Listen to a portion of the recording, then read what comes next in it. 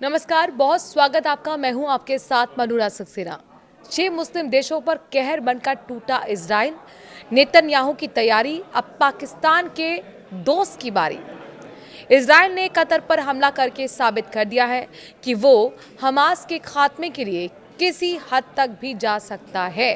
और ऐसे में पाकिस्तान के दोस्त और हमास के हितैषी तुर्की की धड़कनें भी बढ़ रही हैं। इजराइल हमास के बीच का युद्ध अब धीरे धीरे दूसरे देशों तक भी पहुंच रहा है।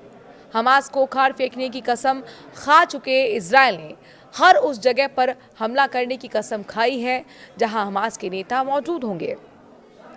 अपनी इसी बात को साबित करने के लिए इजराइल ने उस कतर की राजधानी दोहा पर भी हमला कर दिया, जिससे अमेरिका ने ट्रिलियन डॉलर का सौदा किया है।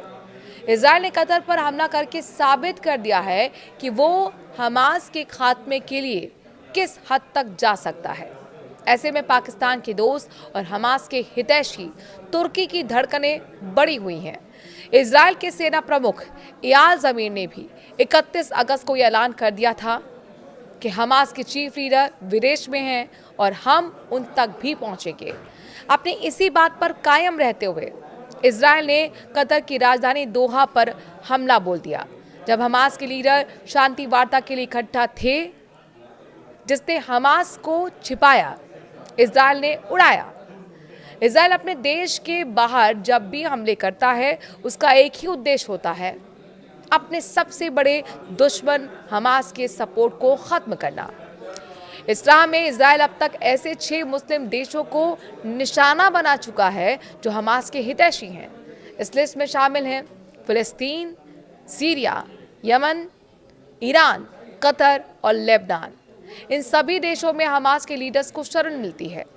अगला नंबर तुर्की का। इजराइल की इस धुआंधार कार्रवाई को लेकर और देखते हुए अगला नंबर पाकिस्तान के दोस्त तुर्की का हो सकता है। यहाँ भी वही वजह बनेगा हमास।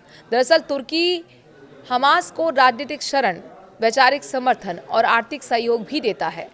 यही वजह है कि तुर्की इस बात से घबराया हुआ है कि इजराइल उसे भी निशाना बना सकता है। इसके लिए उसने तैयारी भी शुरू कर दी है। मौजूदा हालात को देखते हुए इस्लामिक समिट बुलाई जा रही है, जिसमें तुर्की, पाकिस्तान, सऊदी, कतर समेत दुनिया के 50 देश शामिल हो रहे हैं। इस समिट का उद्देश्य अमेरिका पर दबाव बनाना होगा कि वो इजराइल को काबू करे। कतर में हुए हमले को लेकर ट्रंप ने इजराइल को सलाह भी दी है कि वो सोच समझकर कदम रखें। आपको बता दें कि कतर न सिर्फ नाटो का समर्थित सदस्य है, बल्कि वहां पर अमेरिका बेस भी है। ऐसे में अमेरिका कभी नहीं चाहेगा कि इजराइल और कतर आमने सामने हों।